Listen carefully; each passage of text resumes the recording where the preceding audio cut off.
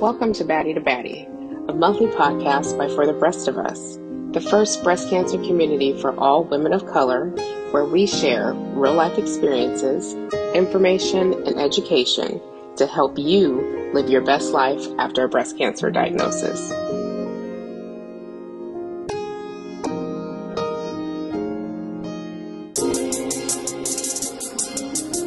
Welcome to Baddie.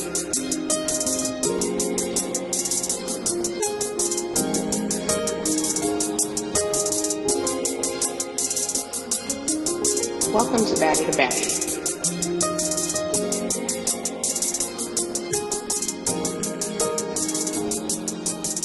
Hey, baddies, what's going on? It's your girl, Dr. Alexea, triple board certified infectious disease physician and stage 3 breast cancer survivor thriver.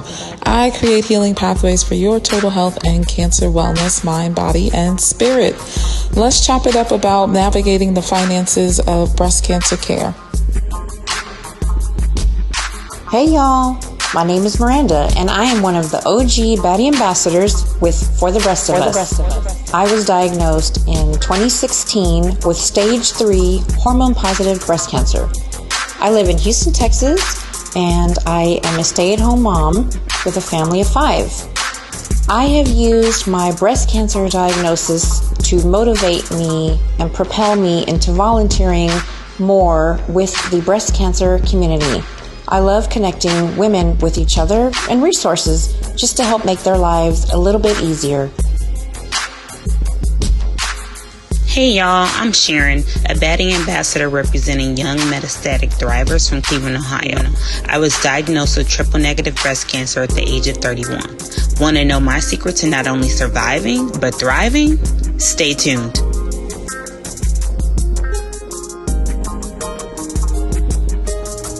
Hey Baddie, I'm Bhumika, an Indian Baddie ambassador representing mamas with cancer. I was diagnosed in December 2018 with triple negative. Soon after, a little diva entered my life. Wanna know more? Grab a cup of chai with me.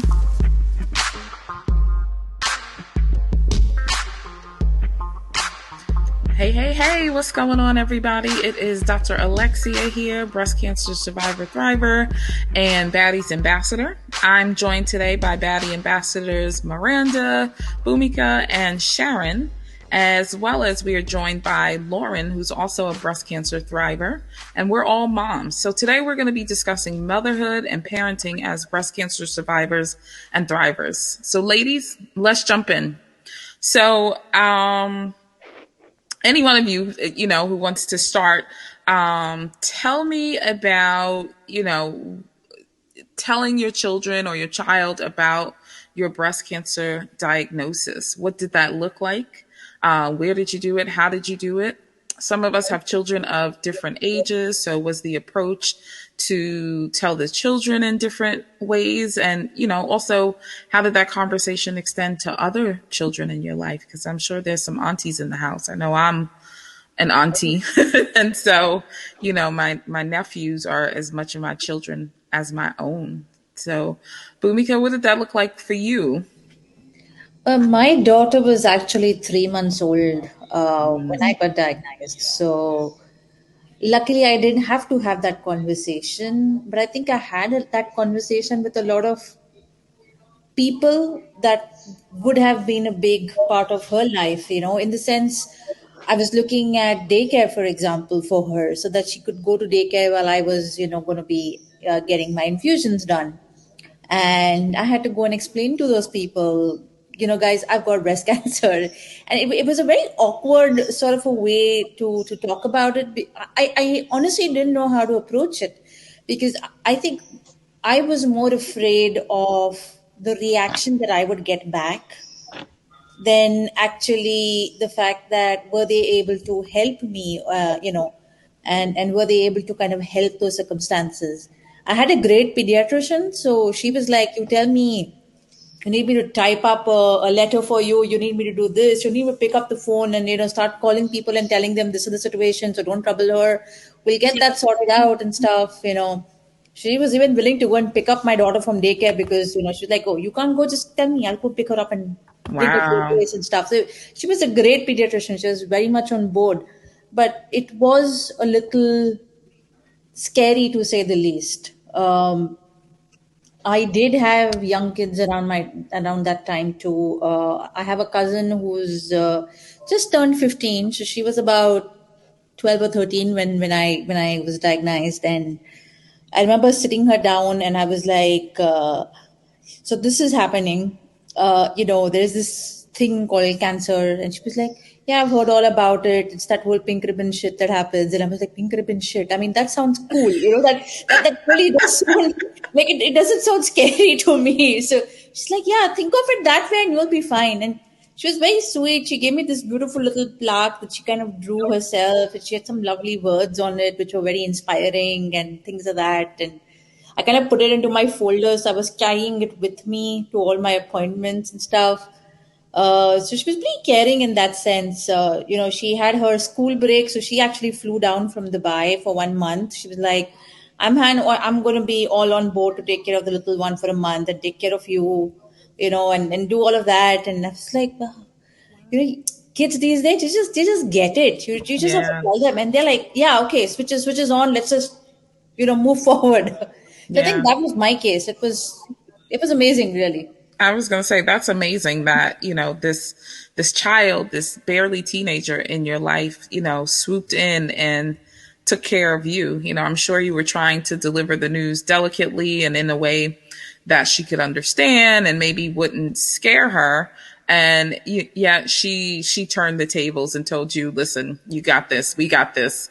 So that's amazing. And that's the wonderful thing about children is that they're so flexible and so adaptable and they just get right on board. Absolutely. Yeah. What about you, Miranda? Um, so it was a little bit different for me because I actually had, I have 5 kids and I had a huge range at the time. Can you hear me okay? You're a little low. Let's see. Let's try this. That a little bit better? A little bit. Okay. Sorry about that. How about that? It's better. How about now? How about now? That's better. So it was actually a little bit difficult for me because I had 5 kids, so they were all in a range of ages. My youngest was 3, my oldest was 20. Wow. So the 3-year-old and the 5-year-old and the 8-year-old, I had to count. They were in elementary. Obviously, the 3-year-old, he was nonverbal at the time, so he really didn't even have any idea what was happening. And my 2 little ones in elementary school, I explained it to them in very, really basic scientific terms. I did not say cancer because I didn't want them to talk about that at school. I didn't know how they were, kids see on TV or what kids tell them. I didn't want them to have any part of that. So I just said I had something, growing inside of me and we were going to take medicine to help it try to go away and cut it out. And, they didn't care about me losing any hair. They're just as you said, I think children are much more resilient and very adaptable. At the time, my second oldest son was starting high school, so he was a freshman. And I tried to tell him in the same kind of way, very basically, that I had an overgrowth of cells and we were going to try to do things to stop that. And he basically just flat out said, "Do you have breast cancer?" Wow. I was like, yes, I do. But, we're just going to do what we do. And, that was that. My oldest son was 20. He was actually 5 months into, he was trying to get, I can't think of the word right now. He was trying to go to school in Indiana. He wanted to go to Purdue and he wanted to be a resident. So he was there for 5 months. He was just coming up on the 6th month and I had to call him and tell him over the phone. Wow. It's always been him and I for a very long time. So we're very close. And it was really, really hard to tell him because you can't really hide anything from a child who's 20, His grandmother actually passed away from complications of breast cancer surgery. Wow. So it was even doubly scary because I didn't know how he was going to take it. And I just tried to explain, to my kids that I'm going to look different and grandma's going to be here, dad's going to help, and you guys need to step up and, vacuum and put dishes away. So just trying to figure out an age appropriate way to tell each of them, because they did process it, in so many different ways. But I mean, I think, you worry as a parent, what are your kids going to say to their friends? What are friends going to say to them when they see you bald at school? But I talked to their teachers also, so they had an idea what was happening to kind of look out for them. And they did programs and plays and made good grades and, went to birthday parties, and it was, business as usual. I mean, as much as it can be. But yeah, I think definitely figuring out that kind of sweet spot to approach it, age appropriately. And I know people tell you, all the books, like you need to be very upfront with your children and be very specific. And I think that's up to the parent. I think it's up to you to decide how comfortable you feel talking to your kids, because you can read books and statistics and watch shows and all that stuff. But if it doesn't feel good to you, that's going to come across in how you talk to your kids. So I think people need to be mindful that everyone is different, and you're going to talk to your kids differently, and just kind of support that person however it is that they feel like they need to talk to their kids, Yeah, definitely. And kids sense our vibe. They sense our energy. They know when we're not being honest or forthcoming, and they will call us out on our shit in a minute. For sure. Especially the younger they are. So yeah, I agree with what you're saying wholeheartedly, Miranda. What about you, Lauren? I know you have a little guy, right? Yes, he is 3 years old now. He just turned 3. So he was just shy of 18 months when I was diagnosed. So yeah, we never used the word cancer. He has been in echo box since he was about 9 months old. So I just didn't want him screaming cancer as like one of his 10 words he knew, like, you know what I mean? Oh, I guess not at 18 months, but you never know what they're going to regurgitate in public. And so you're already trying to figure out your wigs and your head wraps, and if you can even go in public. Like I really couldn't go in public. That's a whole nother hurdle that I personally had. Right. So I was diagnosed just before my son was 18 months old. My son turned 1 year old. Like we had his birthday party, like the 2 days before the whole lockdown to flatten the curve. So, while I was in treatment, we toyed around with the idea of like when he turned 1, we had decided, okay, he'd go to daycare. He'd go to, preschool daycare, whatever you call it, wherever you are. And then when I was diagnosed, then COVID. And then I was diagnosed and it was like, okay, well, we definitely can't do that, right? If we start daycare, then I have to have very minimal contact with him because I'm in the middle of treatment. And then also we're very close with my parents, my husband's parents. I mean, with us all living within a 15-minute radius of each other. He sees everybody 5 times a week. So with that being our norm, that would have significantly cut down on how much our parents could have helped during treatment, during surgeries, things like that. And then they also wouldn't have been able to see him as frequently. So we were kind of put in a situation, with care and what we were going to do with school and things like that. But yeah, we never used the word cancer, but from the get, we were very honest with him just because, an 18-month-old, like all they want to do is play.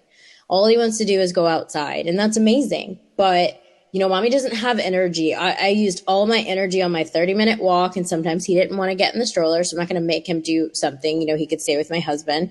But, getting that movement in every day and then working and then keeping the house afloat and just trying to stay awake is literally all I could do. Yeah. So once he got a little older and things progressed for me, needing surgeries, the double mastectomy, the reconstructive surgeries, things like that, we were as honest as we could be with as much as he would understand. So we would say things like, mommy's just got a lot of boo-boo. So please don't squeeze her there. Don't hug her there. Let's be very soft. Let's be very gentle. just a lot of that. Mommy, using scientific terms for body parts and things like that. And then we also were very transparent about mommy is going to the hospital. Mommy is going to the hospital for surgery. Mommy is going to the doctor's office to see her doctor. We were very specific about surgery or the doctor. We didn't want him to have a stigma. Because that's when, a kid's 18 months old. Every time he goes to the doctor, he's getting shots.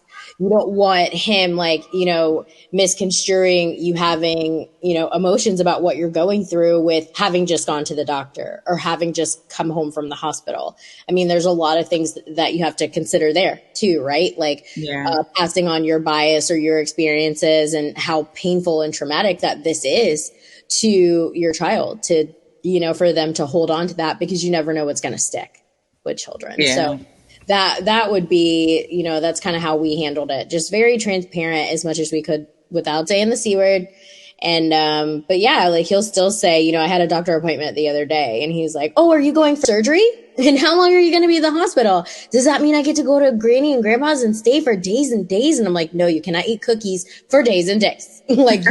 Mommy's coming home immediately. And so are you. Thank you so much. It's amazing how they learn to,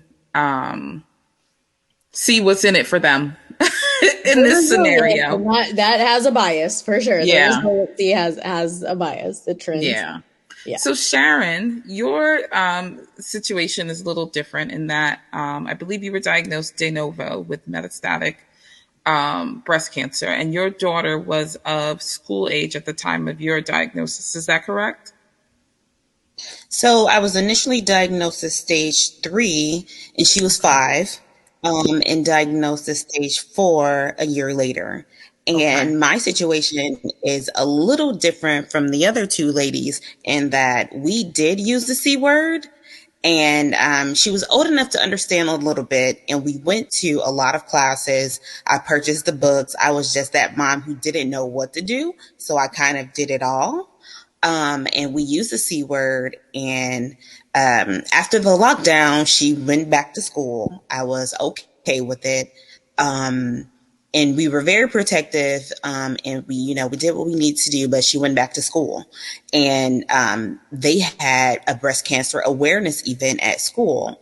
And so Carter says, hey, my mom has breast cancer, and she's okay now. And so they were talking, and maybe a week or so later, she was on the FaceTime with one of her friends, and all I hear, I was in the kitchen washing the dishes, and I hear, where's your mom? Where's your mom? I want to see what your mom looks like. Where's your mom? And so apparently they have an idea of what cancer looks like from the internet or other people in their family, what have you. And so I finally go to the phone, but only after I hear, your mom has cancer, right? It's the kind she's going to die from, right?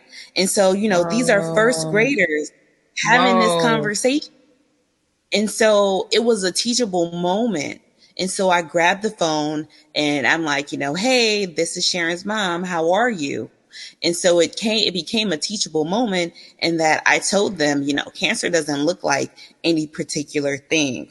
I'm okay. I'm her mom. And there's just some things you just don't ask, someone. And if you do want to know, you ask their parent directly.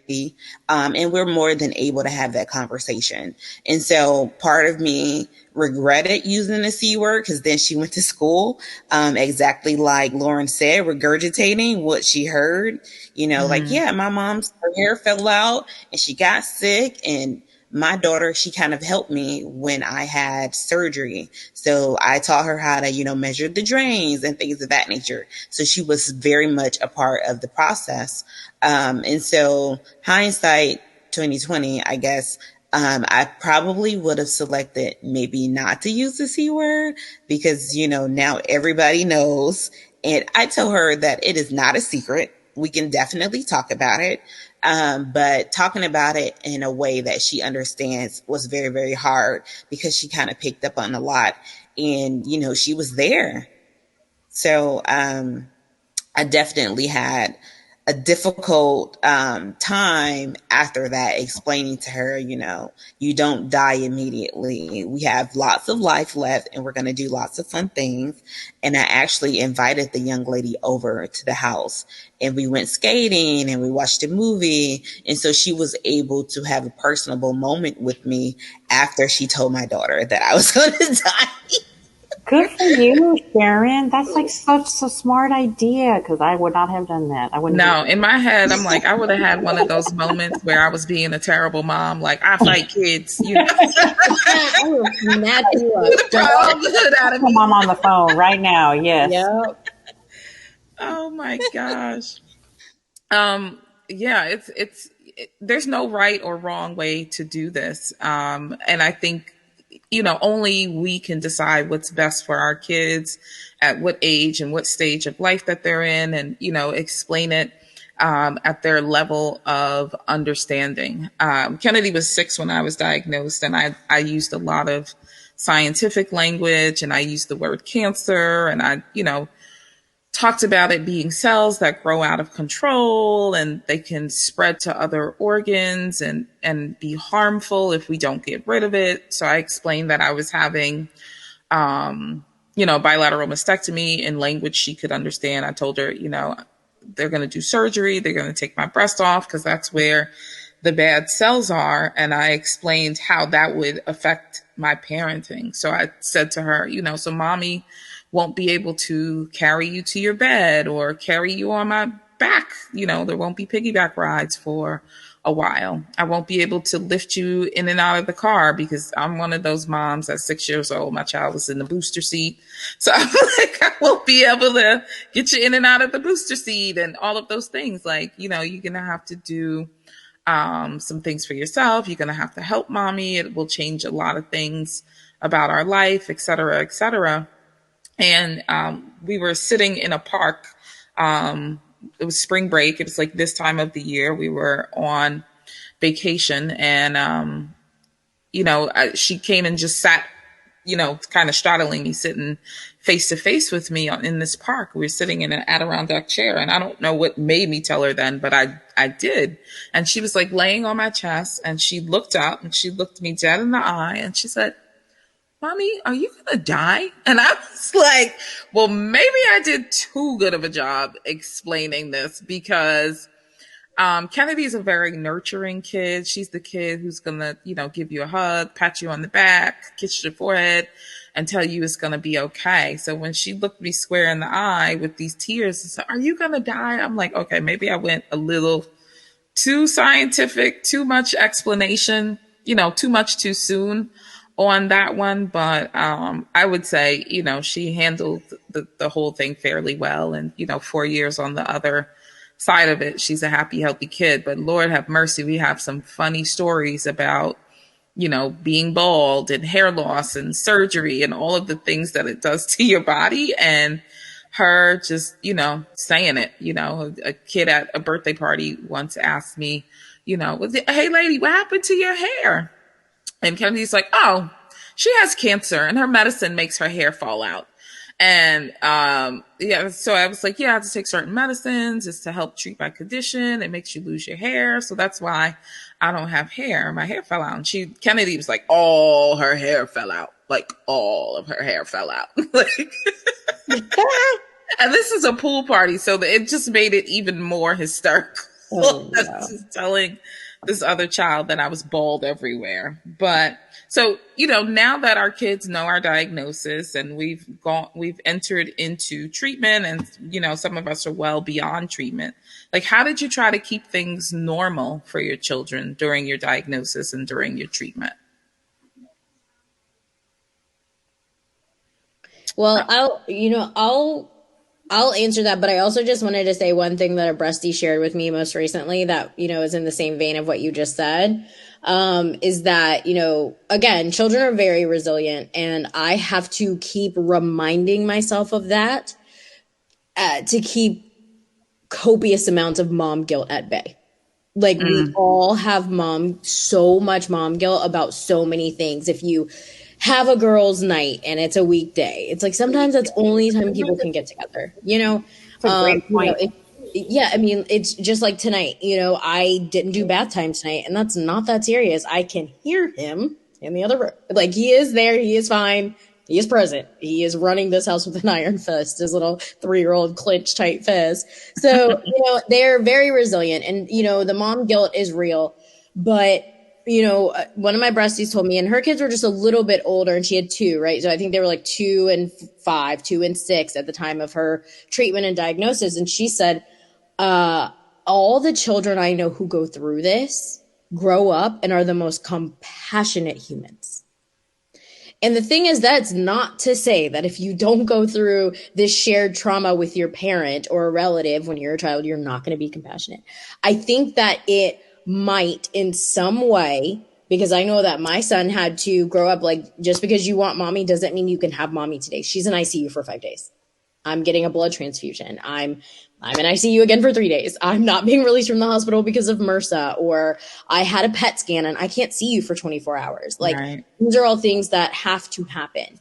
So I think that no matter how old you are, you might be a little mature for your age. Like, I know he's extremely mature for a 3-year-old because he knows when mommy's going to the hospital. He's had to sit with COVID. Sometimes there's no other way than they just have to sit there while I go get an ultrasound or a scan or something like that. Or he might have a doctor appointment right after, but it does force them to grow up just a little bit and a little bit faster. And, on the silver lining, they're just extremely compassionate because they've been through some things and have seen some real things pretty early on. So that is one thing that, helps me float off into dreamland every night. What was the question? What was the question? We were just talking about keeping it normal for these babies. Okay. Yeah, I mean, that's our now normal, right? Our new normal, exactly. Our now normal. I don't like new normal because ain't nothing new. Alexia, I saw your post today. Was it day 534? Yeah. Okay. It ain't new. This is now. I have already copywritten it, so don't even try to take it. It's the now normal. But yeah, just keeping it normal. It's just, we've moved, right? And so I am able to do things I wasn't able to do before. Like, I can definitely pick them up. I definitely play. I can go outside. Now I have an entire wardrobe of sun shirts. After radiation and, all the hats, keep these microbladed brows in place.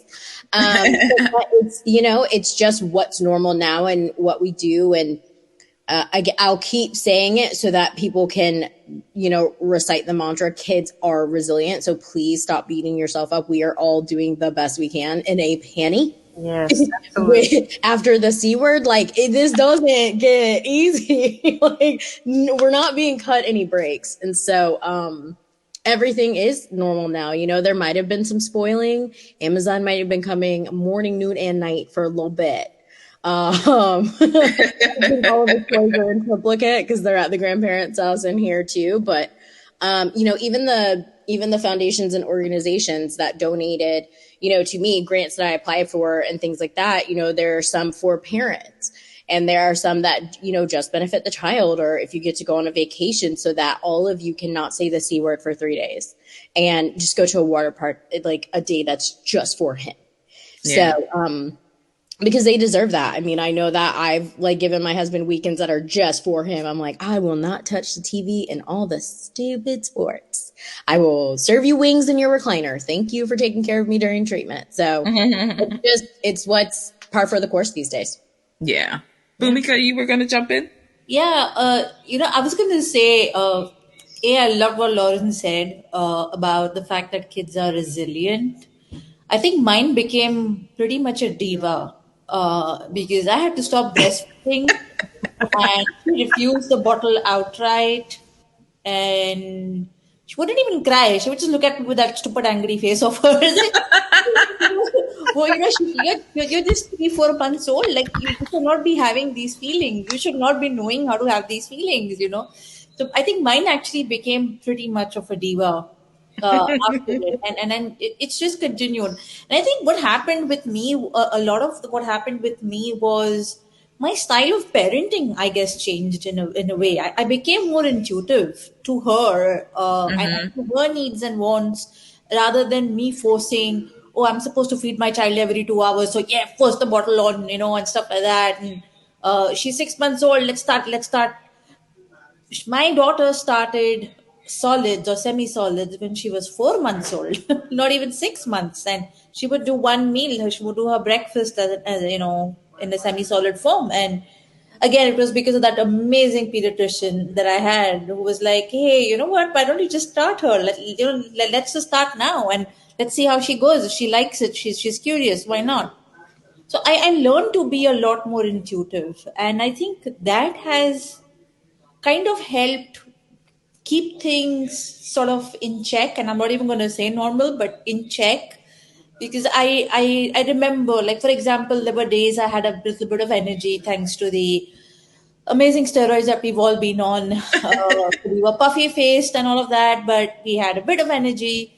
So then I would, tell my mom, who was kind of with us during the treatment, my parents were with me. I would be like, hey, I'm going to cook the meal today, or let me cook part of the meal today, because it helped me move my hands and legs around. And I felt like I was part of the whole family, and I was doing something, and I was not just on the bed 24/7, crying about my life and whatever, so I think that a lot of that actually helped in kind of keeping the atmosphere as regular and as in check as possible during my entire treatment.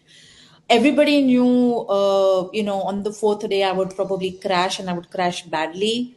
So they all knew that they had to kind of leave me alone. They all knew the meals had to be taken care of. So on the third day, we would actually make something and keep ready, in the refrigerator, for example, so that, if people were running after me, there was at least a solid meal in the fridge which could be heated up, for example. Certain things Yeah. are that, small things are that.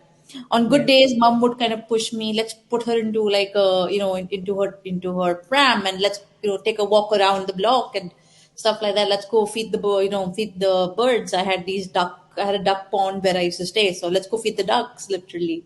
And she would love that. And in a funny way, her laughing, looking at the ducks, would help me heal also. It would help me feel a little better about myself. And hey, this is what I want to be there for. I want to see her go through it. Now she can't, she's too young, but when she grows, I want to go see her through these things. I want to go see her feed the ducks, for example. And I think that uh, kind of helped not only keep that thing in check, but also kind of bring my child and me a lot more closer to each other. There was that gap. There was a lot of that gap, and I think it was obviously playing on me. There was a lot of regret because of that, and it did help, kind of bridge that gap, if you will, that happened because of the whole diagnosis and the treatment and everything.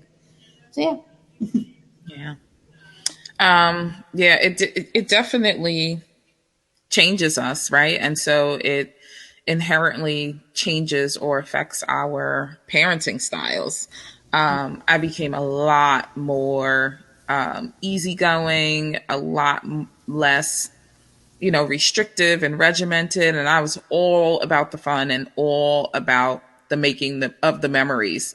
And I guess for as much as I felt like I'm going to be okay, I'm going to quote unquote beat this thing, there was a part of me that feared, what if I don't? What if I'm not here in 2 years? And so my parenting was so focused on just creating amazing memories and not leaving Kennedy remembering me being just, trapped in the bed for days on end. So we used to do these pre-chemo play dates, I called them, because I felt the best, the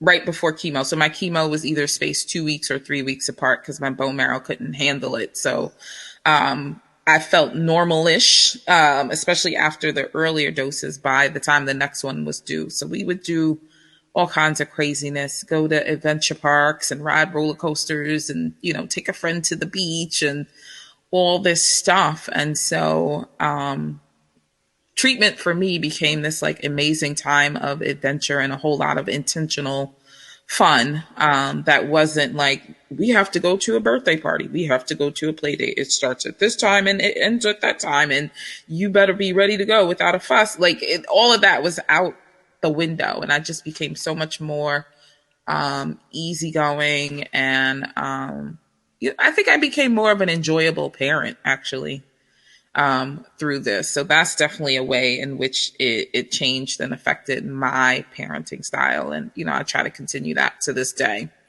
Miranda, I saw you come off of mute. And then after that, let's hear from Sharon again. I love that you said enjoyable parent, because I think, those two words don't necessarily go together sometimes, at least from kids' point of view. And I love that Bhumika said pram. It's so British. I love that. So refined, for me, because my husband's the only one who works outside the house, and I was a stay-at-home mom. I like to tell people we're a very well-oiled machine. I was very strict, only in we have to leave the house by this time, and we all eat dinner together at this time. We bathe, bedtime is this time. So it was important for me that no matter who was doing it, we still kept these very basic, procedures, I guess you would say, in place.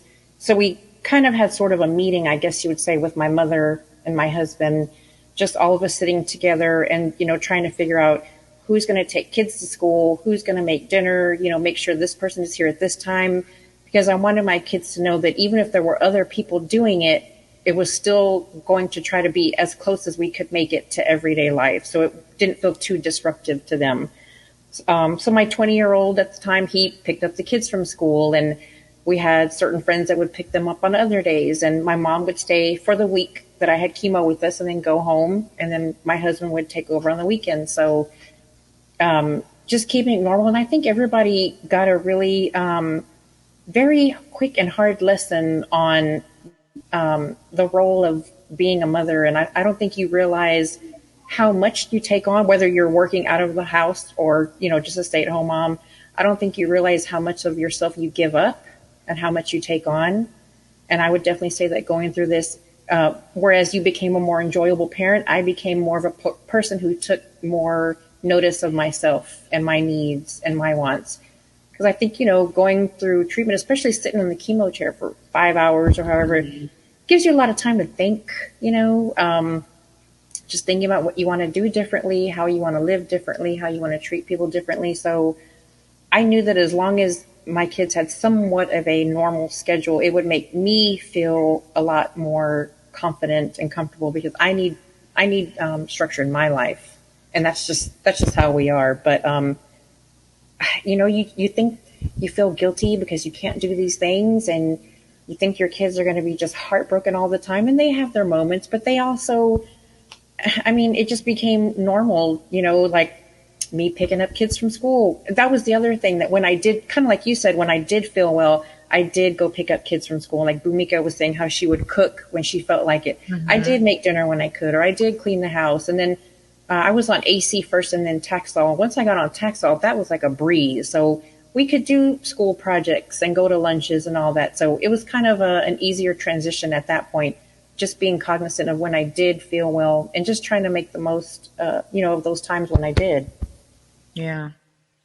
So Sharon, while the rest of us, got to, quote unquote, move into an easier treatment or easier pathway, there's still new things coming up for you as far as treatment goes and complications. And then I imagine that has an impact on your daughter, the sort of ever changing state of your diagnosis, your health, your treatments, different side effects, different things to navigate. How are you guys handling that? Or you gals, I should say. Yeah. So we are making it. And I guess I felt a lot of mom guilt because at the time of my diagnosis, I was in the middle of a divorce. And so, when you have a kid that young, you have two parents trying to, give that kid a life that they'll never forget. And I remember at one point in time, she was having two of everything. And she was just, I'm going to get this and I'm going to get that. And so at one point in time, chemo was just a part of my daily life. So my job would give me Fridays off, and I would have treatment, and I would recover over the week, the weekend, and start all over. So when that was happening, we had a schedule, we would stay on schedule. And like Miranda said, having that agenda or having that set schedule, it keeps everyone in line. And so it was helpful to have a schedule of events, a schedule of activities.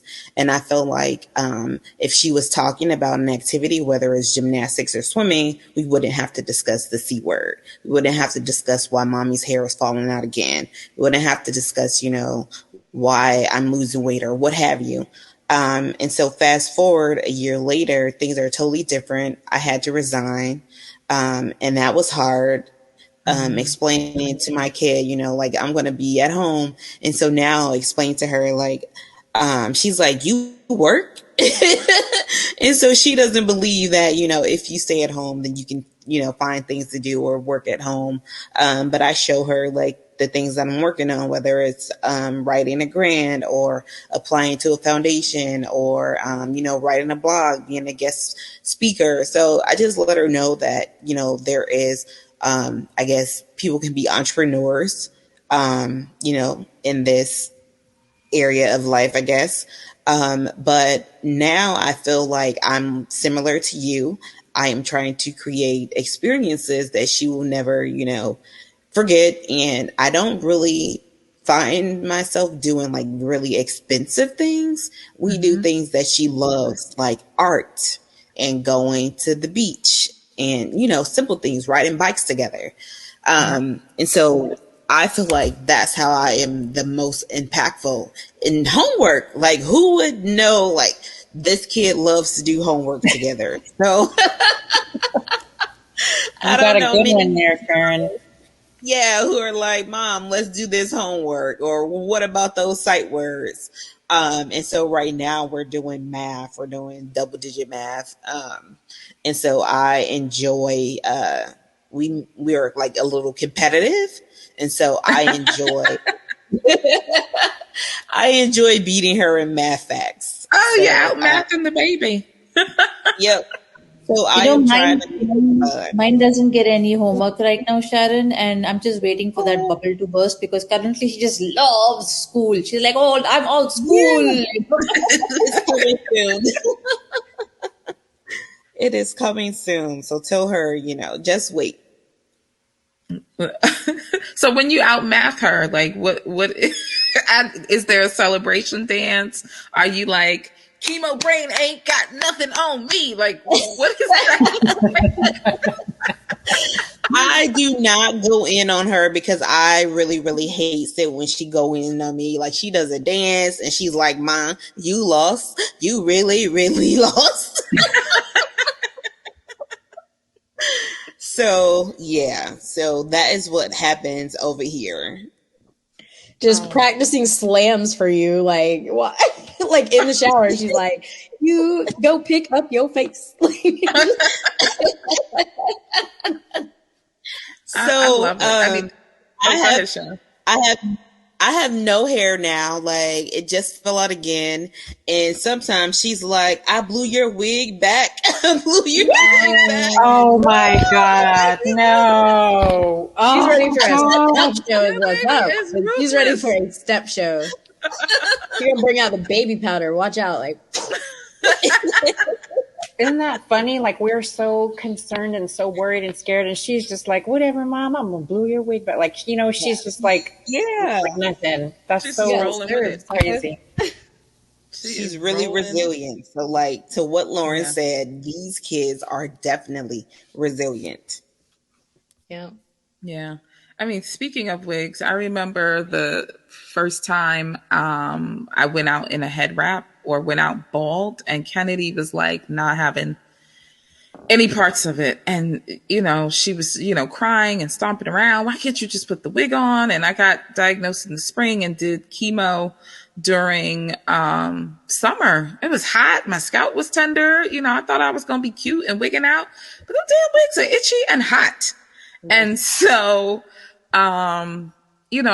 it crushed my soul the first time, Kennedy was like, I want you to wear a wig because, your bald head is embarrassing.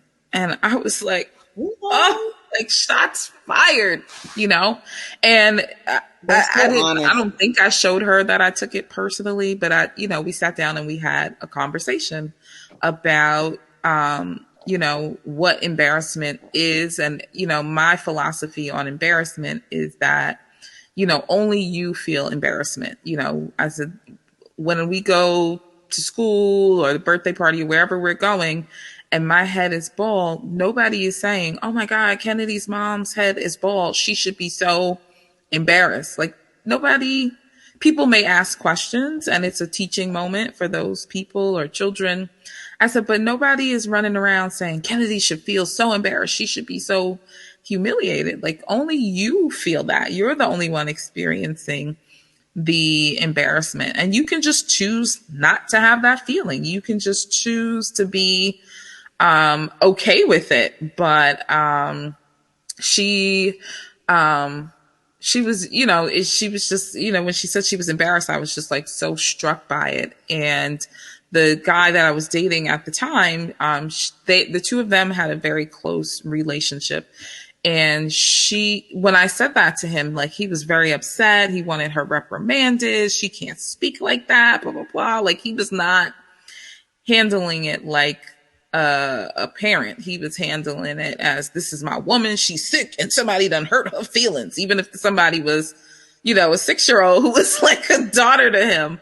So it's interesting how in our parenting, we get to learn and grow and evolve, and we get to approach it differently. So, Bhumika, you said you have a story about your hair, because I think that naturally, like this is, a thing that our kids pick up on and things we end up talking about. My hair actually became white after chemo. It's a lovely salt and pepper and stuff like that. Whenever I go to cut my hair, everyone goes like, have you highlighted it? Because this is a highlighted kind of a look, like, whites in fashion and all that stuff. And I go like, no, this is natural and whatever. And very recently, I think last week, in my daughter's school, they got them to paint like family, like little cute portraits of the family, and they got them to color family. And very instinctively, my daughter picks up a white color crayon, and the teacher told me this incident later. And she goes like, I asked her, I said, why did you pick up the color white? Because your hair is black, so everyone's hair should be black. And she goes like, no, mama, hair white. And she was like, I didn't know how to react to it. And I was like, well, at least she realizes that this is what I look like, and it's funny because when I show her photographs of me from, pre-cancer, where I had long black hair, she doesn't recognize me at all. She calls me something else altogether, so it's kind of funny, but it's beautiful how, without having that much knowledge that what I've been through, she's very instinctive about picking up a white color or crayon to say mama's hair is this color, Yeah. Just a very natural acceptance rather than, what it's supposed to be or what it's supposed to look like or what it used to look like. Because I find, we can get in the space of, grasping at what was or trying to fight our way back to, who we used to be, wanting to look like our precancer selves, wanting to feel like our precancer selves. And, as was said, this is now, this is what it is. This is normal. This not a new normal. It's not different. It just is what it is. And our children just roll with it. They just accept that. And, for us, it's shocking because we are the ones reaching back. We're the ones feeling like we're not good enough. We're the ones having the mom guilt about not having enough energy or, not being able to do things, not having the life that we imagined or we planned for our children, but they don't see it that way. I also think as a parent, especially for me being a parent of a girl child, by ourselves as women, we face so many body issues and we have so many preconceived notions about how women should look and all. I think just the fact that at this age she's accepted that white hair can be a color even for a younger woman, Mm-hmm. I've kind of smashed that body image already without even having to try. Like I feel blessed, like that's happened without me having to go and tell her it's okay if your hair is this way, or it's okay if you have a little bit more, jiggly little tummy or whatever. You know what I mean? I don't feel like that need or that push to kind of. Obviously, when she does grow, there would be these situations. But here I am in front of her, the way I am, and I've never felt the need for myself to go and color my hair because she's fine with it. More than anybody else, she's been okay with me being the way I am. So it's never occurred to me I should go color my hair now. It's never happened. And I do get that. I do get a lot of people who do ask me, and I go like, no, I love it the way it is. This is me. This is just what I am about now. It's as simple as that. Yeah, acceptance is a beautiful thing. Go ahead, Miranda. I think it's interesting that, like you were talking about your daughter, saying she was embarrassed of you being bald and wanting you to wear a wig. I had the exact opposite experience. I had gone with a girlfriend. There's a salon here in Houston called Visible Changes, and they have a program where they give you free wigs, like for cancer patients. So I had made an appointment to go in the evening, the last appointment where I knew no one would be around. My girlfriend was going to go with me, and my two older sons, my freshman in high school and my 20-year-old, were like, they wanted to go. I'm like, yeah, sure, let's go. We go, I get the wig, and I'm already self-conscious. I'm like, do I have to wear this out? And they're like, yeah, you just got a wig. Where I'm like, okay. And then my boys see me, and the look on their face, it was just like, even now it breaks my heart thinking about it, because they're like, what is that? What are you wearing? Why are you wearing that? And I'm like, are you serious? Like, I'm doing this for you. Like, I'm wearing this for you guys, so y'all aren't uncomfortable. They did not care. They didn't want me wearing it. I would pick up my son from high school. My head was completely bald. They were just like, whatever. It was not a big deal like I thought it was going to be. And we ended up, my girls, actually, we would play with that wig. It was so janky, too. They would just play with it and take pictures, and they would, put it on the baby, and it wasn't even anything. It was just, so I think it's important. Yeah. Just kind of figuring out not only what your kids are comfortable with, but what are you comfortable with? If you want to wear the wig, wear the damn wig. If you don't want to, don't wear it. So somebody's going to have to get on board, and it's them getting on board with you, right? Because you're the one going through this, you need to be comfortable. And if you're projecting comfort or confidence, then they'll see it and it'll rub off. So Absolutely. It's very interesting, right? Like how we think they're going to react, and it doesn't always line up with what we think, Yeah, absolutely. She got over it because it was hot, and we eventually went about our business. But it's just a learning and a growing experience, and we just.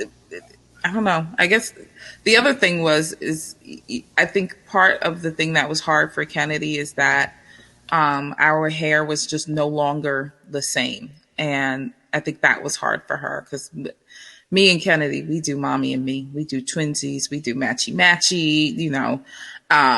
We get our hair done the same or very similarly. And we live in a predominantly white community. And so for me to lose my hair and for her to be the only person with hair like hers was really challenging for her. So that became a big issue for her. So, when we can now that I have hair and we can do our hair the same, like we plan our hairstyles, which braids we get, which twists we get, and we get colors on the end, I'm so all jealous. of that stuff. And can I borrow her, please? Because my girls are like tomboys, and they don't want to, they don't even hardly brush their hair. So all I want is a little friend to do that stuff with. A broke bestie. That's what I need. Yeah. I can lend you mine, Miranda. She loves getting dressed up. And we're probably matched. Does she have brown skin like me? Are we both brown? Pretty much, yes. Oh, she has lovely black hair, and she loves she's a very girly girl. I told you, she's an absolute diva. So everything has to be absolutely prim and proper with her. So, I could just tell her to come over to yours. I like what you said about her painting your hair white. Because I remember and I don't know if you ladies can see it. I actually have it on my wall. The first time my daughter ever drew a picture of me with like really short hair, because my hair was always long and black. And it's like heartbreaking and liberating at the same time. You know, it's like, oh, like this is her normal. Like, I'm glad that she's okay with it. But a little piece of me still kind of like, you know, golly, like that's so harsh for them to realize. But I mean, they're resilient, you know. For me, Miranda, partly because she was so young when it happened for me. She was only about 3 or 4 months old. And I actually went and shaved my head off because I didn't. I mean, for me, it was very practical. Like, I don't want to get up with a baby and clumps of hair around her. It's unhygienic, right? So I was like, yeah, let's just get rid of it. I didn't think so much into it. Obviously, when I did get rid of it, I was, you know, buckets and buckets of tears after that. And I was like, oh shit, what have I done with myself? And, you know, maybe I should have just let it fall off by itself. But honestly, I think because she's kind of seen me that way as she has grown up, it's not made much of a difference to her. And because it makes no difference to her, it doesn't make a difference to me anymore. Like, you know, we always say that as parents we grow with our children. So I think that's kind of a teachable moment she's taught me, not the other way around. Like, you know, Mom, you're okay the way you are. And I'm like, yeah, I am. All I know is I asked Chip, you know, like it's a conversation with a 2-year-old, right? So he had turned 2 and my hair still hadn't grown back yet. Or even started. I was like, oh no, you know how when you're going through chemo teach, they're like, well, not everybody's hair falls out. And I was like, yeah, I'm BRCA negative. I'm not going to be that lucky. So they're like, not everyone's hair falls out, blah, blah, blah. And I was like, okay. And then, you know, you see people that are like halfway through chemo and they're like, I got a few sprouts. Like I was finished with chemo. I had been cleared for surgery. I was out of surgery. And I was like, why do I hear the wind whistling through my 3 Charlie Brown strands? Like, what is happening here? So I remember I would ask him all the time. I'm like, do you miss mommy's hair? Because, you know, throughout his life, I had extensions. I had, you know, my postpartum hair, I had extensions. And then I had short hair. Then I got a really, really short cut. And then all that other stuff, the progression. And so I remember when he was around 2, I asked him, I'm like, do you care that mommy doesn't have long hair anymore? And he'd be like, no. And he'd kiss my head. And it was really cute, right? Like your son is your number one fan. Like your kids are your number one fan. And then I don't know why, but your phone will get you in your feelings real quick. So Google Photos had made a little video. And it really was like from a week where I had gotten the progression haircut. Like I got my extensions taken out. I got my haircut. Then I got like I wanted the Halle Berry. I left with the Leslie Jones. Not happy. I was not happy. Like, oh my God, I've never been in my feelings so hard. So anyway, it made a little 20-second video with all of it. And then literally 2 weeks later, my husband shaved my head. So I just don't know what I was thinking. And this was around his birthday this year. And I was like, Chip, do you like mommy's hair better now or when she didn't have any hair? He goes, ugh, I did not like you bald. And I was like, wow. Excuse me. Excuse me, if you do not even know how fabulous I am, all the way from my cells, all the way now to presenting to you, I'm really not sure if you know me at all.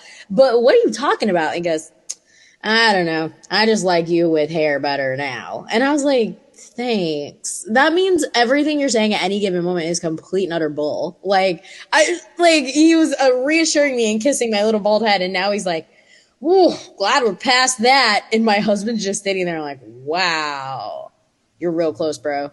Like, you're real close. I'm going to take you out. Oh, my God. So, Miranda, you said your husband shaved your head and your girls laughed about it? Yeah, kids got jokes, don't they? Like Lauren said, it was just falling out. And my husband's like, let's just shave it. Let's just get be done with it. And so it just happened to be Thanksgiving morning. He called the girls in. So we're in the bathroom and, I'm like obviously teary eyed and they're like, are you crying because you're going to be bald? I'm like, yeah, I am done. So I think he shaved a mohawk or something. They're just like laughing and jumping around. Ha ha ha. And they run off. That's it. Like they're done. So I'm sitting here like, I was so worried and so nervous, and they just, I think just making my husband really making the moment like more lighthearted and just kind of, trying not to keep it so serious. And then once it was gone, it's like nobody cared, Just like you were saying, Alexia, it's all us. It's all how we feel we're going to be perceived. And I think if you teach your kids, just like you said, what are you going to do with that feeling? However you react, you're going to follow suit. I had a buzz cut when I had shaved my hair. So like my hairstylist was all like, "Yeah, I'm not going to do this. You got such long hair and all of that." And she was all crazy, and I was like, just get it off, just get it off. Let's just do it. Like, just take the damn thing and go with it, And so I had a little bit of a fuzzy sort of a situation, and I come home and I was like playing with my little one, and she was laughing because obviously it tickles, right? And I was like, yeah, this is cool. She's enjoying this. She's laughing. I'm fun finally. This is hair, no hair. She's enjoying. So I think that was quite eye opening for me in a funny way, because obviously I was sad losing my hair, but she just made it okay for me, and I was like, it doesn't matter to her. Like, it's cool. Yeah. There you go. It's like no hair, don't care, and the kids don't either, Sharon, have you ever had to rip your wig off because it was too hot? Oh, absolutely. I mean, I would get in a car, I would rip my wig and my shoes off immediately. Like, yep. I would make myself at home everywhere. I'd be like, my wig would be on the corner of a booth at a restaurant. I'm like, get with it. Thank you. Not that comfortable, but I never covered that bald head. It was the middle of winter, literally, and I was like, I refuse to wear all those stupid bloody caps on it, because A, it itches, and B, like it's too hot. Like I'm in with so many medicines and everything pumped in me. It's too hot. And everyone was like, don't you feel a little embarrassed? You're not wearing a cap over, you're not covering your bald head. I said, dude, bold and proud, like this is me. I love it. Into that bathroom, that's embarrassing. Not I taking. know. I'm thinking it's red because it's so hot. Like, everything's red hot right now. What do you want me to do? I need the wind. Yeah. Miranda, Sharon, you were saying something earlier that. Yeah, so Miranda said something earlier, and I just want to make sure I have it right. Did you say comfort over confidence, or comfort versus confidence? No, comfortable and confidence. Oh, okay, boom. Okay. I like that. I have had my hair fall out 3 times, and my daughter has never participated. And this recent time, I allowed her to shave my head, and people were like, "You let her have a blade to your head?" And she did a really good job, and it was a moment for us to kind of bond. And I guess I felt like, no matter what, as a parent, I want to make sure that my kid is a great human being. And so I felt like at the end of the day, that is success for me, that I have a kid who's passionate, who is, she's helpful, she's smart, she's beautiful. And I just want her to continue to be that girl and not, turn out to be a wild child. But I'm really proud of her as an individual, and I feel accomplished. And she's only 8, so I feel great about being. Yes, that's awesome. Yeah, I've done a lot of things in my life, and we're all accomplished women. And even, getting through cancer treatment and cancer surgery and all of that, still by far the best thing I've ever done is be a parent, be a mom. Like, it's the most fun thing. It's the most challenging thing. It's, it comes with ups and downs. You can feel like you're bombing at momming, but also feel like I'm killing this. I got this. I'm a awesome mom. And, and it's all a part of it, but it's all perfect.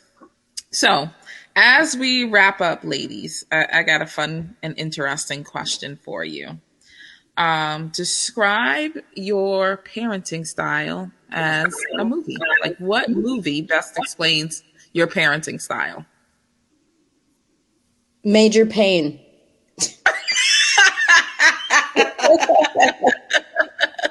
I'm gonna say Pineapple Express if anyone has seen it. I love it. One crazy wild ride. That's what it is.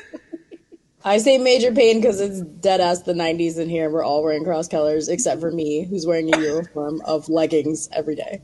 So it And might I'm no be a masala Bollywood movie too, with all the song and dance and action sequences and all of that thrown in together into one crazy 3-hour movie. It could be that too. I cannot with you. I love all of y'all. I love all of y'all. That's fine. What about you, Sharon or Miranda? I am stuck. I have like no idea. I think I would say Weekend at Bernie's because I feel like everybody. Oh Lord! Wow. Just trying to fake our way through the day, you know, like just trying to get through the day, making sure nobody knows we don't really know what's going on, you know. Oh my God, it's so good. Secretly, that's one of my favorite movies. So I love Weekend at Bernie's. Definitely watched that every other weekend as a kid. I would say mine's is probably Kindergarten Cop. Except it was a tumor. It was a tumor. Oh my God. Oh my God. All right, Sharon, I think we've narrowed it down. You got to go 90s or the 00s. Yeah. Oh, I mean, goodness. we're all 90s kids, it feels like. I don't know. I feel like Little Rascals, we're kind of learning together. Like we're building the race car that is going to be the ultimate race car. Like, I don't know. I would pick Little Rascals. I love it.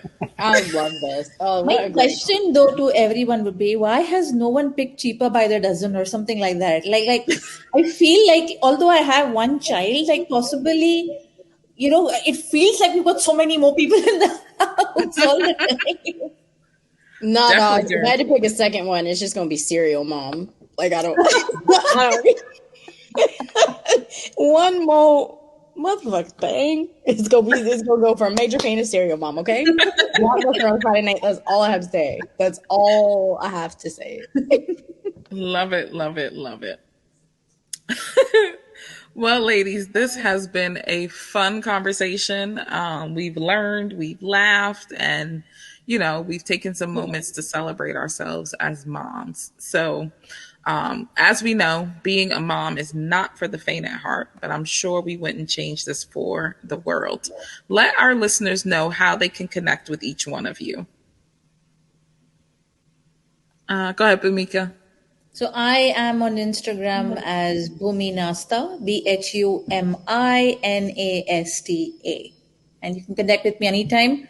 Profile is open, but please, no creepy messages. What about, do you want to become a jewelry ambassador? What about those messages? Do you get those all the time? Oh, yeah. Bless me. Jewelry or athleisure wear. Yeah. I get everything from jewelry to athleisure wear to why haven't you made your hair, colored your hair now, to like everything possible under the sun. And literally the first statement would be, your hair looks very good. So you say thank you, right? Because someone is kind of complimenting it. The next step would be, but why aren't you thinking of coloring it? Like what? Are you a hairstylist? Like what? What do you want to do? Rude. Yeah. Going down in the DMs. Absolutely. All right, Lauren, how can people slide into your DMs? Don't slide in my DMs. I'm too square. I'm too old. I am too tired. My hip clicks at all times. Don't mess with me. No, so my handle is Type A Guide to Cancer. That is across all platforms. If I'm not on it, it's just yet. Twitter, Reddit, Instagram, TikTok, all the things. And that's it. But my main home is Instagram. I am not a doctor like Dr. Alexea, but sometimes I play them in Instagram reels, and sometimes even lesser, they're funny. So, that's me. Type A Guide to Cancer everywhere. I'm super type A. I had cancer. That's all I got. Love it, love it, love it. Sharon? Like, I feel like I should have like something cool. They had something cool, like following their introduction, right? I need to get one of those. But I am Sharon, and you guys can connect with me on Instagram, and the tag is Thriving IV Life, and that stands for Thriving for Life. And so regardless of what's happening, I always will be a thriver. That's right. Miranda? You can find me at Merlore Degon. I get this question a lot. It's just my name, Miranda Lorraine de Hoyos Gonzalez. It's long. I'm Mexican. I've said it before. It's just the first three letters of each one. MIRLORDHGON. And I bet you've never met a Hispanic woman or Latina with the middle name of Lorraine either. Definitely not. I haven't. Now since you've mentioned it. I met you. Hey, Miranda. Hey, Bhumika. What's up? Dr. Alexea, how can we find you? Where can we find you? So Give original. us more. So original. You can find me at Dr. Alexea, TRALEXEA, on Facebook, Instagram, and Twitter. And my website is dralexea.com. So, ladies, again. Cool. Alexea, don't forget. We're on Clubhouse, guys, Alexea and me. So Yes! Cancer Club over at Clubhouse. That's right. I'm at Dr. Alexea on Clubhouse as well. So, ladies, this has been super fun. And we could go on and on and on because motherhood plus cancer gives you nonstop subject matter to talk about. So many things to touch on, things that made you laugh, things that made you cry, but we got to wrap it up. So we want to thank our listeners for tuning in, and make sure you like, share, and subscribe to Baddie wherever you listen to your favorite podcasts. Thank you so much, everybody. This is another Baddie creation brought to you by For the Rest of Us. Don't forget to subscribe to Baddie wherever you get your podcasts. And follow us on Facebook and Instagram at For the Breast of Us, on Twitter at The Breast of Us, and check us out online at breastofus.com. Thanks for listening.